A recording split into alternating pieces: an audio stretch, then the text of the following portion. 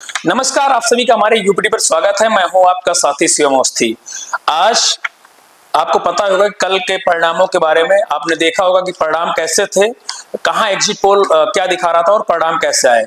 तो आज हम बात बाराबंकी करने वाले हैं और बाराबंकी की बात की जाए तो राजरानी रावत तकरीबन 2 लाख से 2,15,000 वोटों से वो चुनाव हारी हैं और कहीं ना कहीं बीजेपी के लिए एक बड़ा मार्जिन है, क्योंकि बीजेपी की हार इतनी इससे पहले इतने वोटों में शायद कुछ वर्षों में नहीं हुई।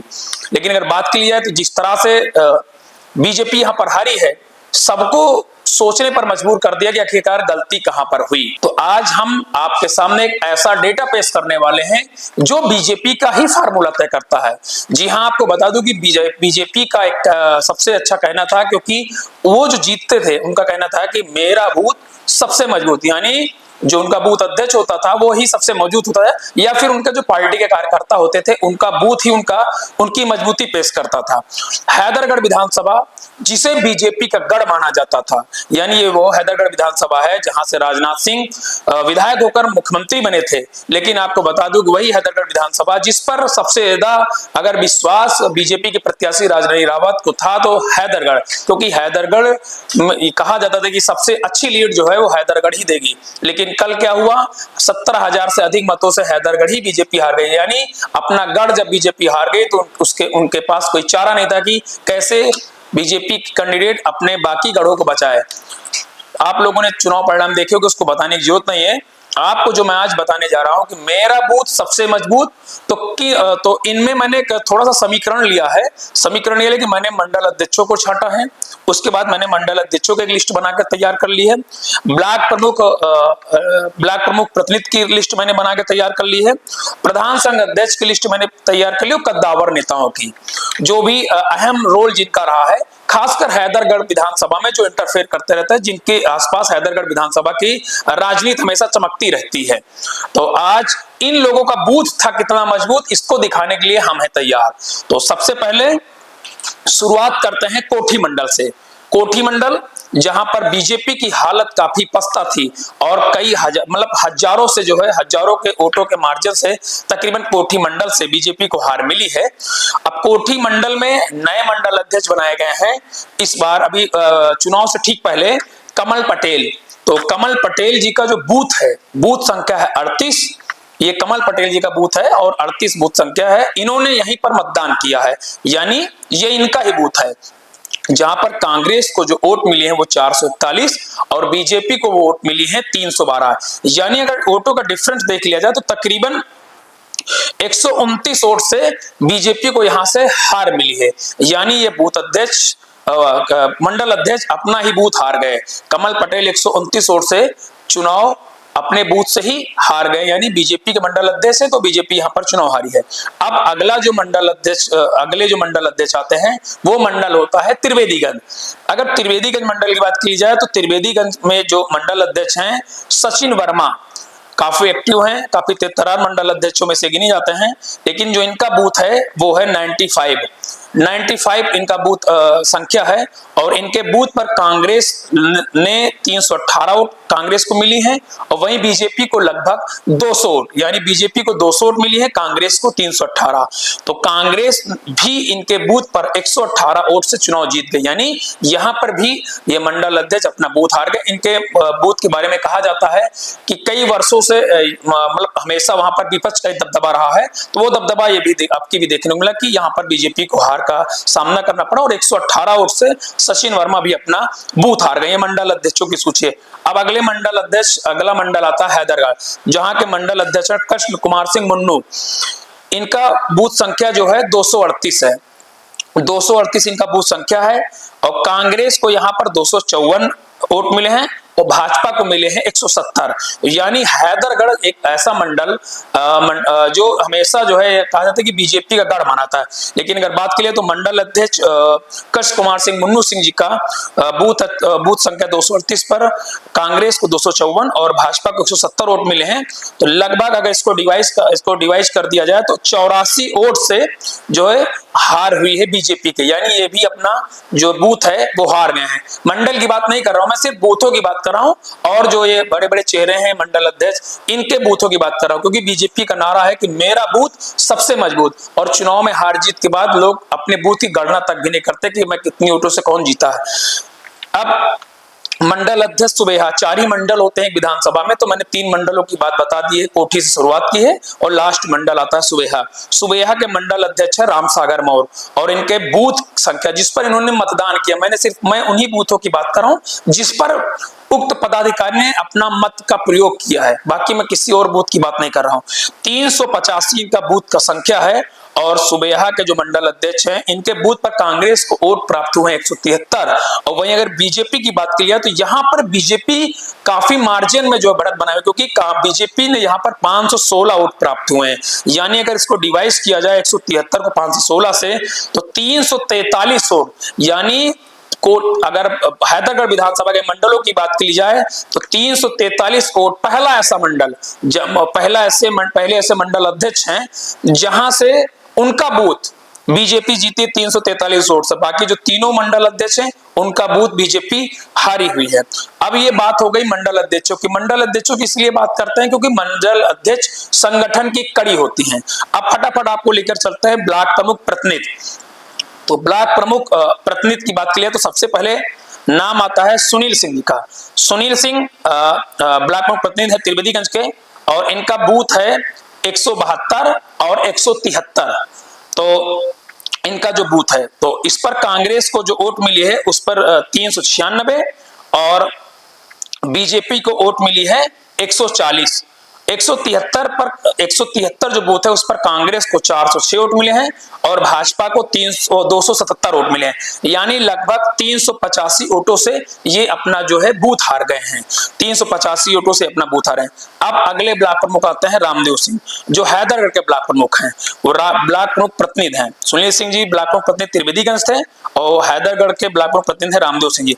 इनका बूथ आता है 338 बूथ संख्या है, जिस पर कांग्रेस को 180 वोट और बीजेपी को मिले हैं 344, यानी जो यहां पर अगर डिवाइड किया जाए 344 से 180, तो जीत का जो मार्जिन है वो 164 वोट से, यानी ये ब्लॉक प्रमुख अपना बूथ 164 वोटों से जीते हैं। अगर वही बात कर ली जाए तो एक पूर्व ब्लॉक प्रमुख प्रत्याशी थे त्रिवेदीगंज के, जिनका नाम है अरुण शुक्ला। ये त्रिवेदीगंज के पूर्व ब्लॉक प्रमुख प्रत्याशी हैं, और मौजूदा समय में त्रिवेदीगंज के प्रधान भी हो, कद्दावर नेताओं में इनकी गिनती की जाती है, क्योंकि कहा जाता है कि त्रिवेदीगंज का जो वर्चस्व कहीं ना कहीं सुनील सिंह और अरुण शुक्ला के बीच में ही रहता है। अब अरुण शुक्ला की बात करें तो इनका जो बूथ है वो है 187, 188, 189। 187 पर कांग्रेस को 241 वोट मिली है, तो बीजेपी को मिली है 328। बूथ संख्या 188 पर कांग्रेस को 401 वोट मिली है, और बीजेपी को मिली है 271। बूथ संख्या 189 पर कांग्रेस को 398 वोट मिली है, और भाजपा को मिली है 296। यानी अगर इन वोटों को जोड़कर और डिवाइड किया जाए तो तकरीबन 145 वोट से अरुण शुक्ला भी अपना बूथ हार चुके हैं, मतलब अपने जो पंचायत है वो चुनाव हारे हुए हैं, 145 वोट से चुनाव हारे हैं। अब वहीं पर अगर बात कर ली जाए तो फिर एक बार पन्ना पलटते हैं। कद्दावर नेताओं में अगर बात कर लिया तो सबसे बड़ा जो अहम रोल था वो था विधानसभा के संयोजक का, विधानसभा के प्रभारी का, क्योंकि संयोजक का काम होता है कि चुनाव को कैसे मेंटेन किया जाए, चुनाव में संगठन का कैसा प्रयोग, कैसे जो है चुनाव में कार्यकर्ताओं को प्रोत्साहन किया जाए, मतलब बहुत बड़ा रोल होता है, क्योंकि पूरी जिम्मेदारी विधानसभा संयोजक की होती है। तो विधानसभा के जो संयोजक थे ये थे सुशील जायसवाल। इनका जो बूथ नंबर था वो था 85 और 86। यहां पर बूथ नंबर 85 पर कांग्रेस को 488 वोट मिली है, वहीं पर भाजपा को 191। बूथ नंबर 86 पर कांग्रेस को 119 वोट मिली है, और भाजपा को 182। अगर इन दोनों कांग्रेस के दोनों बूथ के अगर मतों को जोड़ दिया जाए तो बीजेपी 234 वोट कम है, यानी 234 वोट से सुशील जायसवाल जी जो संयोजक हैं ये भी अपना बूथ हार गए हैं। अब अगला जो मामला शुरू होता है वो होता है चेयरमैन हैदरगढ़ आलोक तिवारी। चेयरमैन जो हैदरगढ़ आलोक तिवारी हैं, इन्होंने जिस बूथ पर मतदान किया उस बूथ का नाम, उस बूथ की संख्या 242। 242 बूथ संख्या है चेयरमैन आलोक तिवारी की, और ये भाजपा से चेयरमैन है।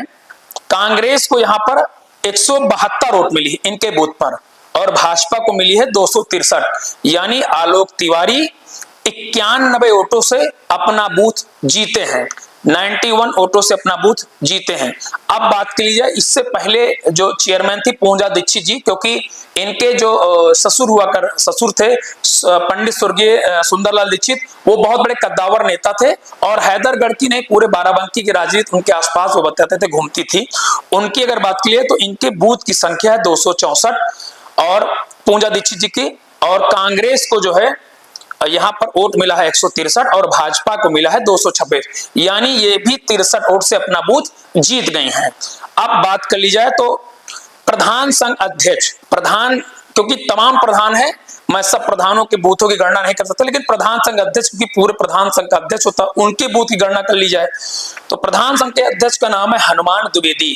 ये हैदरगढ़ ब्लॉक के प्रधान संघ के अध्यक्ष हैं। तो टिकरहुआ इनका बूथ है, टिकरहुआ इनका गांव है, और वहां पर टिकरहुआ बूथ में 377, 378, 379 तीन बूथ हैं, जहां पर 377 में कांग्रेस को 339 वोट मिली है, 78 जो बूथ संख्या 300 उस पर कांग्रेस को 284, और 379 बूथ संख्या पर कांग्रेस को 194। वहीं पर बीजेपी को 77 में 370 में मिली है 272, 78 में मिली है 350, और 379 बूथ संख्या में मिली है 204। यानी अगर कांग्रेस की और बीजेपी की बूथ अगर वोटों को जोड़ दिया जाए तो 9 वोट ज्यादा, यानी बीजेपी यहां पर 9 मत ज्यादा मिले हैं बीजेपी को, इसलिए ये अपना बूथ 9 वोटों से जीत गए हैं।